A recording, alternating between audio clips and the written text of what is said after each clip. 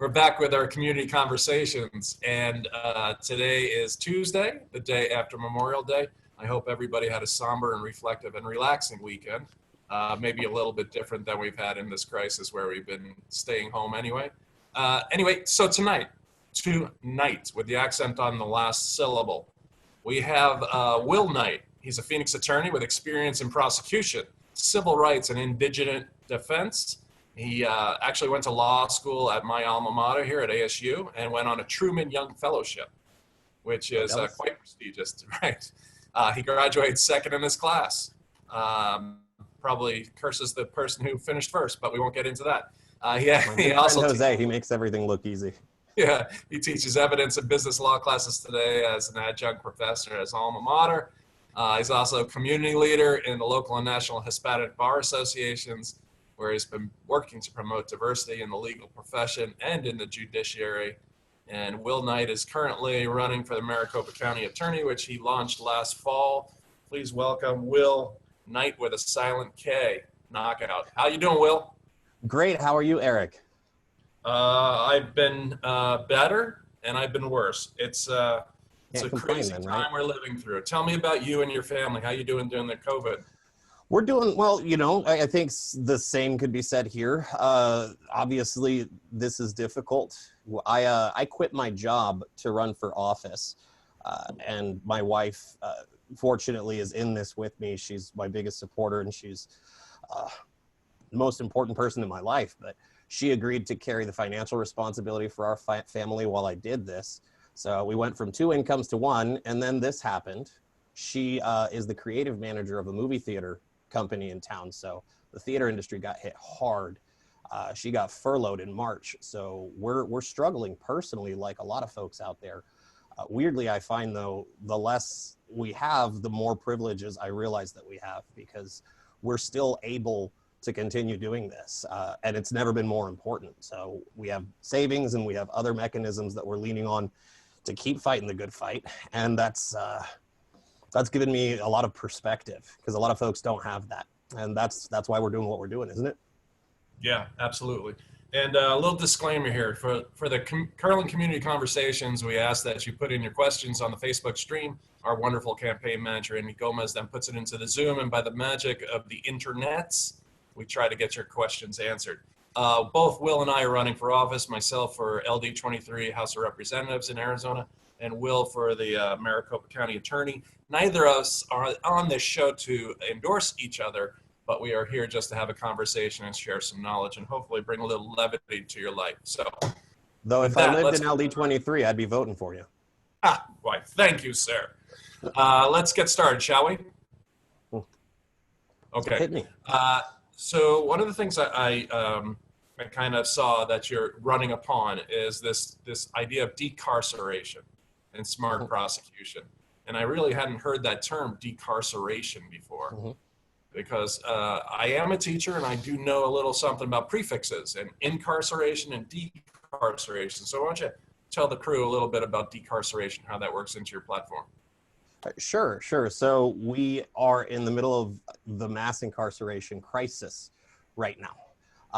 Maricopa County is one of the most punitive counties. It's the most punitive county in Arizona. Arizona is the 4th most incarcerated state in the country, and the country is the most incarcerated country in world history. So, I mean, just think about that for a second. That means that we're incarcerating more people per capita than in communist China, than in any other time in history, any other part of the world. So it's a massive human rights crisis, massive civil rights crisis. Decarceration is the opposite. It's the movement to depart from the tough on crime, us versus them era that sold us mass incarceration, that sold us mandatory minimums, that sold us show me your papers here on the border, right? It's to de-otherize and destigmatize and return to what we used to do, which is to conceptualize of our criminal courts and our prosecutors as justice enforcers. Not just strictly law enforcement, pure punishment, to return to a model where we prioritize rehabilitation and re-entry over retribution. And we use jails and prisons only when we absolutely must to protect the community. So tell me, because First of all, I think that kind of goes into the broader brush that the opposition kind of puts on society, and that is there's a whole bunch of boogeymen. You need to be scared. We are Mhm. here to protect you. It's funny, those that complain about a nanny state are those that want to be your daddy. So Mhm. they want to lock everybody up and throw away the key. That's not functional as far as your economy, as far as the No. money we spend. Tell me what, with decarceration, who has done that previous? And is it actually a democratic idea or is it a bipartisan solution? This is a bipartisan issue, hands down. So, mass incarceration and tough on crime prosecution is not one party's problem. Democrats and Republicans have been doing it across the country. Arizona's been primarily GOP led for the last 40 years, so they do have to bear their fair share of responsibility. But plenty of Democrats have gone along with them in passing our mandatory minimums, passing the stuff that has contributed to this. And it really comes from about 40, 50 years ago. People realized that you can use DA's offices and county attorney's offices to launch really successful political careers, right? That if you just pound the podium and you point your finger at whoever people are afraid of, or you give them someone to be afraid of, like we've done here on the border with my community, with the Latino immigrant community, the Hispanic community, the Black community, if you give them that, you can persuade the majority to put you into office, and you can launch successful careers, end up in Congress, end up governor, end up on the Supreme Court, things like that. So it's not strictly one person's problem. And across the country, Republicans in Oklahoma passed one of the most comprehensive criminal justice reform bills. Republicans here in Arizona are advocating, along with folks on the progressive left, to decarcerate, to reduce the number of people that we have in our jails and prisons. And you asked about the economic impacts. That's Yeah. one of the most that's one of the most catastrophic parts about the mass incarceration crisis, because the lie that they sold us that we need to incarcerate all of these people, this insane number of people, to make our community safer, is just that. It's a lie. Crime rates are going down, yet across the country we're filing fewer cases. We are in other parts of the country where we have more effective leadership. We're releasing people from custody who are close to the end of their sentence because of the pandemic and what jails and prisons do to contribute to the spread. But it costs us on average about $25,000 to $30,000 per person per year here in Arizona to put somebody in prison. It costs us on average about $46,000 to put somebody in jail pre-trial. Just imagine what we could do with that. And in my experience, both personally and professionally, the only thing that I have ever seen, the only thing I know of for sure that is statistically proven, peer-reviewed time and again to reduce crime and recidivism isn't warehousing people, it's education and economic opportunity. When you eliminate the barriers to reentry, you allow people to accept responsibility for their mistakes, and you set them up to succeed on the back end, lo and behold, they get jobs. They become part of the economy again, and they start contributing to society, and things are all around better for everybody. Yeah, I couldn't agree with you more. And I know Walt Blackman on the Republican side pushed really hard last session. Yeah. And again, this session has come up empty because he's got a really far right wing of his party that just thinks if you do something about incarceration, you are then soft, that you Mhm. don't believe in That's murder. also a myth. Nobody's It's soft on it, crime. it's all crap, right? It's all crap. It's about priorities and it's about outcomes and it's about Mhm. data. And when you work on fear, there's no data for fear, right? When you work on the numbers, you actually see a real picture. So I commend you for that. Now, you actually have had a history where it's come out in the newspaper. You've got some earned media. Uh, why don't you tell us a little bit about that? Clear that. Why am I reading about Will Knight when he was an 18-year-old kid? Sure, because when I was 18 years old, growing up in Georgia, I got Go arrested Bulldogs. for, say what? Go Bulldogs. Yeah, actually, yeah, the American side of my family, all a bunch of Georgia dogs. So growing up in Georgia, 18 years old, so I'm the world's only liberal Colombian redneck. And when I was 18 years old, I went out with some friends. I had a drink or two. I got arrested and convicted for a misdemeanor DUI. I had a .021 BAC, but that's irrelevant. The point is that I made a mistake. I did something I shouldn't have been doing. And I accepted responsibility for it. I pled guilty. I served my probation sentence. I did my community service, all of that. And what's really interesting about that is that it was that moment, sitting in jail, deeply ashamed of myself, like terrified of telling my mom that I'd done such a stupid thing, but also terrified that I was going to end up like my dad. I'm not sure if you're aware, but my biological father was he was a drug dealer. He ended up going to prison when I was a child. My only formative memory of him is saying goodbye to him when I was 4 years old before he went to prison, and I never saw him again. So 18 years old, I was a rebellious, dumb kid, and I made a mistake because of all of those things in my background. But it was that moment, terrified of going down the same path he did, that I decided to do the opposite with my life. I decided to dedicate my life and my career to serving my community and to improving the administration of justice. I decided to go to school and study criminal justice on like a pre-law track so that I could become a prosecutor. And that's what brought me out to the Valley. So that mistake actually set me on the right path. That mistake, I came out of it a justice system success story, or so I thought, because what I've learned in the 20 years since, and most recently here in the news today, is that we don't actually let people accept responsibility for things and rejoin our community, that we continue badgering people for decades after they've accepted responsibility for things. These are part of the collateral consequences, the cultural consequences, in addition to the legal consequences of our tough on crime system. And it impacts people's ability to get jobs.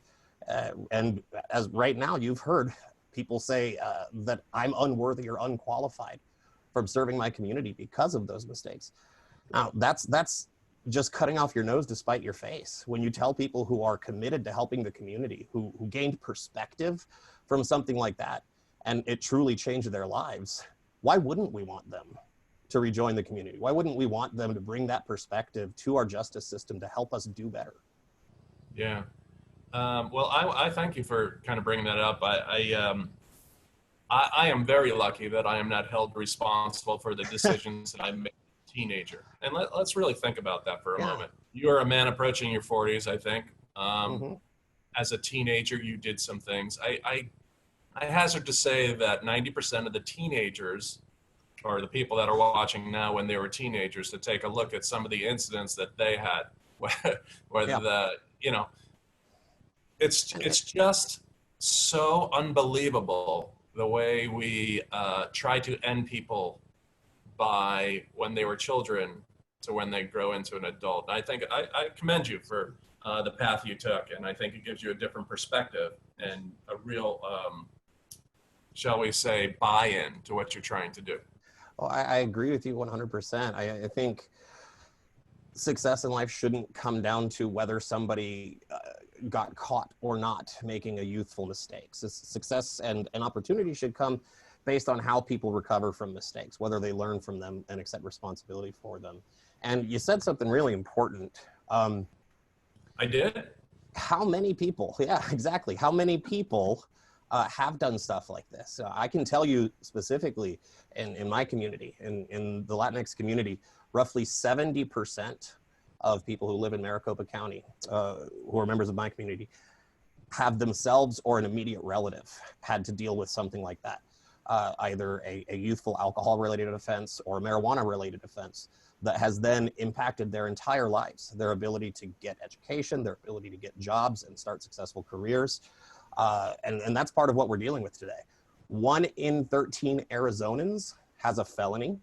A massive number of those folks are convicted of simple drug possession offenses. And it's absolutely crippling them from being able to be a part of our community and a part of the economy. And it's a fact that because we over-criminalize and we marginalize our Black community, the Latinx community, our Native communities, that they are disproportionately contributing to those numbers of people suffering from those unjust historical convictions. Yeah, it's really mind-blowing when you go down that rabbit hole, right? So I can take a look at it. I see you, I see me. I can see we have some of the same experiences. And I wonder if I had a drink when I was 18, or let's say I was 14, and I had a drink, I had, split a 6-pack of beer or something. I'm just walking home, and a police officer comes up to me they'll say, "What are you doing, son? You know, I know you had a beer or something." I imagine that just based on who we are and where we are, that I would be given, "You get home now and don't do that again," where you would be brought into the station. I think that's true, although I do want to acknowledge that while I am a Latino immigrant, I was born in Colombia, I also benefit from a significant amount of privilege that most of the members of my community don't have. I mean, I'm white presenting. I have a white boy name, right? Will Knight. It's a pretty cool name for, especially for an office like this, for a ballot, but not a very Latino sounding name. And I've got blue eyes. I mean, I can pass white. So I actually think I was profiled back then, but it wasn't because I'm Latino. I got to stop you for a second. Yeah. You said you have blue eyes. I think your eyes are dreamy. Those are some dreamy. Bring those babies up to the camera a little bit. Open them wide. Let everybody see those up. Yeah. Down. Wow, wow. All right. I kid. All right. So look, we're talking here with Will Knight. He's a candidate for Maricopa County Attorney. You can see the banner above his head, how to get more information on his candidacy. This is not him endorsing me or me endorsing him, but we're just kind of having a conversation. So if you have some questions, throw them into the Facebook comments. We'll get them answered. Tell me a little bit something more about community court and how that could transform Maricopa County. Sure. So right now we have such a fantastic judiciary in Arizona. Our courts are award-winning across the country. Our merit selection system is fantastic. And we solve a lot of the problems with lifetime appointments by having retention elections, but still being able to keep politics out of the court. So we have a fantastic judiciary, and they've created some nationally recognized programs. Our drug court program, veterans court program, DUI court, mental health court, all of them are very, very successful. The problem with what we do with them right now is that they're all post-conviction courts. So they're therapeutic models, right? We have social worker model probation officers helping people with wraparound services, making sure that they're getting to court, making sure they're getting the treatment and the help that they need to overcome from whatever was the underlying cause behind the offending conduct. But it's all damage control at that stage because people have pled guilty. They've already been felonized and they're going to be criminalized for the rest of their lives. And these are folks who are in this situation because there's some other underlying cause, either addiction or mental illness, post-traumatic stress disorder. I've seen so many times with veterans that I've represented. So what we need to do is, this is part of my really comprehensive decarceration plan, right? Is that we don't need to be using our felony courts to solve all of our social problems. So drug possession, I have the most comprehensive approach in this race to how we should treat drug possession. It definitely shouldn't be a felony in our felony courts where we handicap people for the rest of their lives. We have concurrent jurisdiction though, so the county attorney could prosecute things like that as felonies, or any number of our 15 cities and towns in Maricopa County have city prosecutors who can charge people with misdemeanors for things like that. But they don't have the therapeutic community courts because we're spending so much of our court's administrative budgets putting that in our superior court for people who are in serious trouble, yes, but only because of how we've chosen to prosecute those cases. So when we stop felonizing people for things like shoplifting, for example, we literally send people to prison in Arizona for shoplifting. A woman, 62 years young, died in Perryville in February, right before the pandemic really picked up. She was serving a 2-year prison sentence for shoplifting. And I'm not pro shoplifting. I'm just saying that when we send people to prison for that, and the taxpayers pay $30,000 per person per year, people don't have adequate health care. They're not being given the treatment and services they need to address the underlying causes. They come out with convictions, and they come out much, much worse than they were before because of the experiences that they've had in prison. We're hurting ourselves by doing that, and we're paying a massive price for it. Instead, if we approach this from a smart on crime perspective rather than a tough on crime, that's really what the dichotomy is. Not Republicans or Democrats. It's the tough on crime people selling fear versus the smart on crime people who think we can protect our community and help the economy in better ways.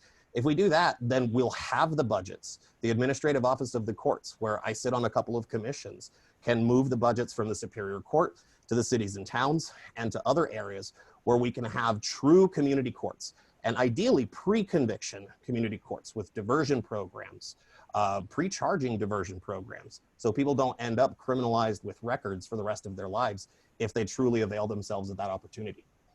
Yeah. So I'm going to push back here just for a second, because you kind of went into campaign mode talking about how yours is better than your opponents. And Yeah. I know you're a politician. This isn't a debate about others. And so we're just going to say, go to the guy's website, go to everybody else's, make informed decisions. But let's talk a little bit about the lady who died in Perryville. Mhm. Because I think it's important for people who are not quite as knowledgeable as you over these types of situations. Take us through a person like her, and how would it be different rather than winding up in Perryville on death? Take just Sure. through that particular. So she's, you know, you're not, I love that. You're not pro shoplifting. Okay. No. Neither am I as a campaign pledge. I will not shoplift. So this gal gets pinched. Take me through the difference between Will Knight's court and the other one. Sure. So if we have a pre-charging diversion program with accessible community mental health courts that can help service somebody, help make sure that they get the mental health treatment that they need, that they get the medication and the caseworkers to help address whatever the underlying cause is. With that particular individual, I think it was mental health. Then somebody ends up without getting a conviction. You don't have to plead guilty to get to that point if we have a pre-charging, pre-conviction diversion model community court that's housed, and this is what's important, that's housed in our municipal courts, which have no felony jurisdiction. So that when folks stumble, when folks fail, because those programs have to have some kind of teeth, some kind of consequences. But when they stumble and fail, they don't end up going to prison. You can't send someone to prison for a misdemeanor. The most amount of jail you can give somebody for the most serious misdemeanors is 6 months of jail. And that's still a huge, huge amount of time to spend in our jails, which are not historically fun places to be, let me tell you. And we still spend a lot of tax dollars on that. So in the model that I'm talking about, we don't put somebody through the superior court in the first place. Officers can arrest somebody, take them to the community court. If they're eligible for the diversion program, they can go through that diversion program before a prosecutor even touches the case, before you get charged, and definitely before you have a conviction. So you're talking more of a flow chart based on the level of the offense, where you can, if you're under this criteria, it's actually a cost-saving measure and a life-saving measure. Not Exactly. And let's talk about life-saving, because poverty and addiction are sometimes big driving factors for these minor property offenses. When we put people in jail who are struggling with addiction, it is, psychologically speaking, the most unhealthy environment for somebody to get help. When you force them to go through treatment under those circumstances, they fail. They fail at extremely high rates, very, very low success rates in that environment. But if you create destigmatized, de-otherized treatment centers, which we can do, by the way, when we decarcerate to the degree that I'm talking about, we're going to save about 400 million tax dollars per year. So that means we're going to have the funds to invest in substance use treatment centers and overdose prevention sites, which save lives. Hold on a second. 400 million. That estimate, is that just for Maricopa County? It's actually a conservative estimate. It's statewide and at the county level. So when you are at the legislature this time next year, I'm going to be freeing up about a little over $300 million in statewide budgets that are currently going to the Department of Corrections. Close to another 100 million I'm estimating here at the county level that our Board of Supervisors is going to have access to reallocating. But again, that's a conservative estimate. I think we can go much higher. That's just how much I absolutely know we will be able to do. Wow. With $300 million, we could probably do some kind of programs with preschool to reduce childhood poverty by giving parents the ability to work. And there's just a real ripple effect that when we start investing, rather than, it's either, that old commercial, you can pay me now or you can pay me later. And that's really what it is. And so that is, you can pay a lot of money now to incarcerate somebody, or you can do a little bit over time and really get that money back tenfold. You just hit it on the nose. Education and economic opportunity. Those are the number one things that keep people off the streets, that end recidivism, that give people opportunities so they don't end up committing crime at the Superior Court. When people do end up falling under felony scrutiny, where it's appropriate for us to be using our superior courts and the county attorney to be charging someone, we still need diversion programs there. And what I'm going to do with that money that we're saving, I'm already working with our Board of Supervisors as it exists now, and as I hope it might exist after November 3rd this year, to take that money and to build jobs training and education programs. I'm also working with our local chambers of commerce to make it appealing to the private sector. And with our local unions, the Carpenters Union has a fantastic Earn While You Learn program. They're incredibly interested in working with us to fold that into our diversion programs so that young men and women who end up under the scrutiny of our courts and the county attorney can have real opportunities to learn a trade, learn a skill to earn a living legally, and to do something you're proud of. That's how we reduce crime. That's how we make the community safer. I love hearing that, and we can go on forever talking about this, the Carpenters Union giving people a leg up. All these little things are like fibers in a web. And once you have these things, then you can support somebody in those times and help them elevate. I think it's great. I think we have to change on so many levels in Arizona so that we're looking at what we want to be tomorrow rather than how do we stop things from today. We have to take a look at how we vote. You mentioned the Board of Supervisors. We have good people running in the Board of Supervisors. My thing is the people who are watching this broadcast and kind of maybe got a twinkle of this could be something different. We've never had a better time than 2020 election to make a difference long term. So I would advise people to take a look at different races that you think have an opportunity, invest your time, invest your money, and make sure you're telling people to vote from the bottom of the ballot up, because that's where all the good stuff is. You're not going to convince too many people who to vote for in the presidential election. You're not going to convince too many people who to vote in the federal Senate election, but you will change your life at a local level. So there's that. I might want to push back a little bit on what you just said, because I agree, you might not convince people who to vote for in the president. But what I do know is that a lot of folks, particularly right now, aren't as excited about the national elections as some of the rest of us are, right? In 2016, for example, things were pretty contentious then too, if you might recall. But there were more than 500,000 eligible Black, Latino, and Native American voters in Maricopa County who didn't come out to vote. And why is that? I mean, we have a history of disenfranchisement. We had literacy tests in Arizona that were punishable by a felony if you failed them until 1972. So we've been marginalizing and disenfranchising our minority communities for far too long. And of course, this is 1070 country. So, I mean, the real ugly side of us versus them politics is vivid here in recent memory. So we have a whole community of eligible voters that are disproportionately impacted by the criminal justice system and aren't particularly interested in elections because they don't trust our elected leaders, because we don't give them candidates who come from those communities. 1% of our elected leaders are Latino. We comprise 18% of the population nationally, 32% here in Maricopa County. And we have never once in our 150 years as a county, 150 years, 1871 Maricopa was founded, we've never once had a Black or Latino county attorney. So when we give our most marginalized and most impacted communities candidates that they believe in for issues that matter most to them, like the criminal justice system, like holding law enforcement accountable, then we will build a movement, and that brings new voters to the polls.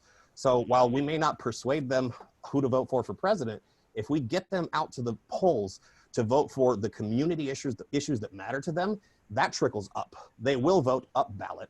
And I can tell you who they probably won't be voting for. Well, and I think you were saying kind of a different kind of thing than I was saying. I absolutely believe you get people out to vote. I just think you get out people to vote, and the people that are already going to vote, and you say start at the bottom. That's where your life is impacted. I just want to get to this one comment from Clara Costa, because I agree with it completely, that she says we should invest in community education, safety, and resources, and not private jails and the profiteering. Oh, yeah. There, anybody out there who thinks that private prisons are actually doing something good for our community are just crazy. There's no Well, these things are altruism in profiteering. publicly traded on the New York Stock Exchange. There's nothing more morally bankrupt than profiting off of human suffering. And I'm going to give you the tools that you need as a legislator to shut that down here in Arizona, to shut down our private prison contracts. Happy to do that. You can donate over at curlin23.com. Thank you, Will. I will. I'm just kidding. Hey, let's start. Let's end this with a fun little thing. First of all, let me tell people what's up for the rest of the week. The show. We have Wednesday tomorrow. We have Becky Williams, who is the incoming president of the Scottsdale Education Association. We're going to be talking a little bit about how the school might be a little bit different and how it was already different. Thursday, we have Christy Lee Kinchin, who's going to talk to us about Jake's Law. She pushed the suicide prevention bill that passed the House and the Senate with overwhelming majority. And she's going to talk to us about her real estate business, how that's surviving COVID. Awesome. And then on Friday, we have this young lady, Laisha, who is actually going to talk to us a little bit about criminal justice as well. And she's a former Maricopa County beauty queen and former Miss Maricopa County, I think it is. Letitia? And that was part of her platform. Yeah. You know her very well, right? Mm-hmm. Yeah, so I'm looking forward to that. Two of the three people that we have on the show and the rest of the week are actually twins, Wednesday and Thursday. Little known fact. Okay, so let's end with some fun stuff here, right, Will Knight? All right. Earlier when I was presenting on Twitter that I look like a rounder Derek Jeter again. No, but I will say that I am getting lost in those eyes. Boom. Will Knight, I said earlier, Night, Knight, and right now I want to ask you some questions. Little game I call K. So this is all words that have a silent K. Well, they might not have a silent K, but they start with KN, just like your last name. Okay. I'm going to give you some hints. You're going to have to come up with the word. Are you ready, sir? Yes. I am originally from New York. I love these potatoes. They're deep fried and they come square. Kadish. Right. And I like them with spicy brown mustard. Yes, absolutely. That's the best way to do it. Nice. Okay. Recently, some people have been making some face masks with some yarn, and they've been doing this. They've been knitting. Exactly. Back in New York, this is my favorite basketball team, Patrick Ewing, the New York Knickerbockers. Very good. Some of these kids have them on their back. Not a book bag, but a knapsack. Yeah, old timey, right there. All right. You're hot. Okay. If I'm gonna make some dough for bread, I might do this. Not sourdough. Bread. Yeah, need it, man. Okay, what's another name for a jack of spades? Oh my goodness. A jack of knave? A knave? A knave. Very good. Right. Yeah, Yes. very good. Okay, this is part of your body. Ooh. You don't want to bust this thing. It's like part of a hinge. Your knee. Yeah, my wife had a knee injury a while back. That's a bad one. Okay, if somebody assaults you with this is a felony. With a knife. Yeah, absolutely. That's real crime, and nobody's going to be soft on that. That's serious. Nobody's going to be soft on that. Okay, that's really all I got. During this time of COVID, you probably want to take a little hand sanitizer after you touch this by the door. Oh, the knobs, for sure. Okay, there you go. All right, everybody. You'll notice above Will's head, he's got a little website flashing. Go out and check out willknight2020.com. He's an interesting. That was fantastic. Yeah, he's really an interesting guy. Definitely get out and look at the candidates.